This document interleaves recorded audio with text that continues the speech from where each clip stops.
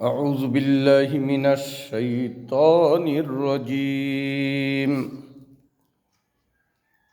بسم الله الرحمن الرحيم.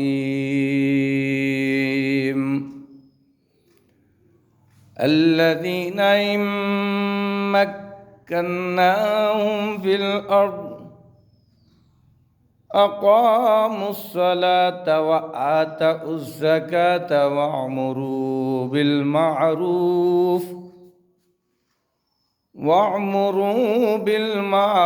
ونهون عن المنكر ولله عاقبة الأمور.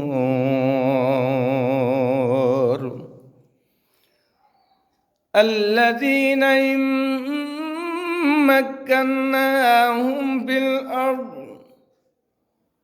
أقاموا الصلاة وآتوا الزكاة وأمروا بالمعروف ونهون عن المنكر ولله عاقبة الأمور. الذين إن مكناهم في الأرض أقاموا الصلاة وآتوا الزكاة وأمروا بالمعروف ونهون عن المنكر ولله عاقبة الأمور।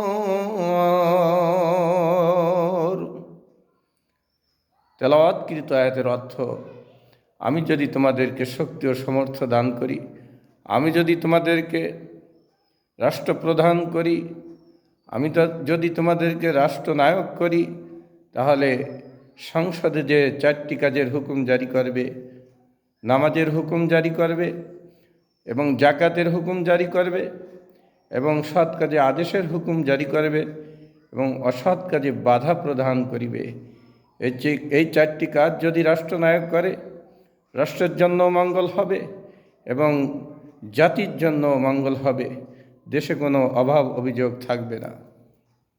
আল্লাহ পাক আমাদের সকলকে এই 4টি হুকুম বাস্তবায়ন করার তৌফিক দান করুক এবং রাষ্ট্রনায়ককে যেন আল্লাহ পাক রব্বুল আলামিন এই 4টি হুকুমের উপর আমল করার তৌফিক দান করুক এবং দেশে শান্তি বয়ে আসুক।